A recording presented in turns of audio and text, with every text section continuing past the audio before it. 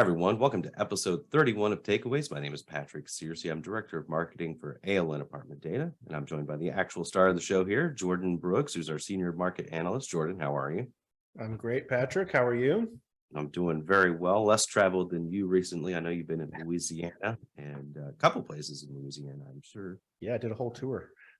All right. Well, welcome back home. We're talking today about the article from the February newsletter. It's called U.S. Rent Growth Changed Trajectory in January. I'm not going to try and say that again really fast. It would be pretty easy to look at that monthly rent data change being discussed in the article and really not think much of monthly changes that are just fractions of a percent. But in your view, what was the important takeaway from the national rent change last month? Well, it's definitely true that, we're talking about small change values when we're talking about sort of month over month data. In general, we're usually talking about 0.5% or less when we're talking about monthly rent change in particular. I think in 2021 and through a lot of 2022, we kind of got accustomed to monthly change above 1%, and that's certainly not sort of a typical level. So I think probably more important to focus on rather than a 30 basis point or something like that change in monthly rent growth is more the aspect of the change in trajectory. So January was the first month in 6 months where we did not see a decline in month over month rent change, and that at the national level, I should specify. So we don't want to make too much of 1 month data. Obviously, I mean that one data point is not a trend, and these things tend to bounce around if you're just looking at single month data. But again, for the first time in 6 months, we didn't see a further decline in rent growth. And it's also interesting that occurred in January as opposed to March or April, when we typically see multifamily heat up a little bit seasonally. So I think sort of that change in trajectory is worth calling attention to more than, what the actual monthly change was. In one of the sections, you discussed regional differences in January rent data, or rent change rather. You spent some time going through a couple of regions on positive and negative sides of things. Were there any kind of broad through lines though that that we can take from the regions that did see more movement one way or the other than the average last month? I think so. So in the newsletter, we use NAA regions just kind of for simplicity, and people are generally familiar with those. So, the two regions that really come to mind in terms of maybe a little bit more on the negative side would be basically the western portion of the country. So, NAA region 10 is California, Hawaii, Alaska. And that, obviously that region is mostly driven by what's happening in California. And then the other region that stood out was essentially the Pacific Northwest, and sort of the western portion of the Mountain West, we could say. And so, in those areas, you're really talking about less than ideal migration trends that have kind of been in place for years now, and depending on the specific market you're talking about, have kind of been worsening in recent years. So that was kind of one through line is, areas where we're really not seeing population growth. We're seeing sort of net out migration. Sort of another thing would be sort of the rent growth that we've seen over the last few years.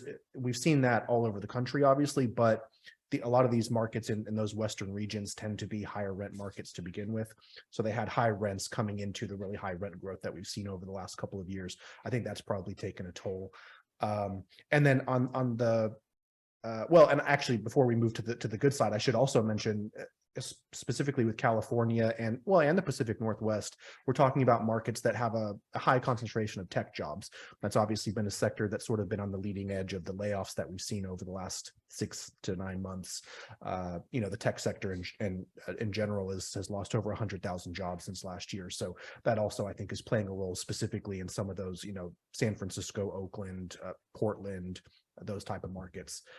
And then on the good side, I would say really the story there is less to do with really good demand or something like that, and more to do with just not a whole lot of new construction activity in the last couple of months. So basically region 5 is the area we outlined in the newsletter. That's kind of the Midwest. And there they actually had sort of above average rent growth last month relative to the rest of the country. But again, it was more to do with the fact that most of the markets in that region haven't had any new supply or much new supply in the last few months. And I think that's really going to be a factor that affects on a market to market basis what we see this year from a performance perspective is, which markets have a lot of new supply coming in. Those markets are probably going to struggle a bit more given the sort of demand environment that we're in. And so areas like, in this case, for January's data, region 5, where there really wasn't a lot of new supply, that's something that's going to help rents in those areas. I mentioned that you just got back home from Louisiana. So I know you've got a couple more things coming up down the pipeline. Where are you going next? Where could we see you? Well, I'm getting a little bit of a travel break. My next couple events are going to be virtual. So, it's nice to mix a couple of those in. Great. Yeah. So let me think. February 28th, Charleston Apartment Association. That will be a virtual event, kind of a same sort of market outlook type topic. So for people who are kind of operating in that area, check out our social media for registration information for that. Again, that's February 28th. And then skipping forward to March 23rd, I'll be doing another virtual event for the Roanoke Apartment Association, sort of Roanoke, Lynchburg area in Virginia. So again, you can be on the lookout in the coming weeks on our social media for information regarding that. And then other than that, just, as always, check out our blog, alndata.com/blog for some content that we're putting out there.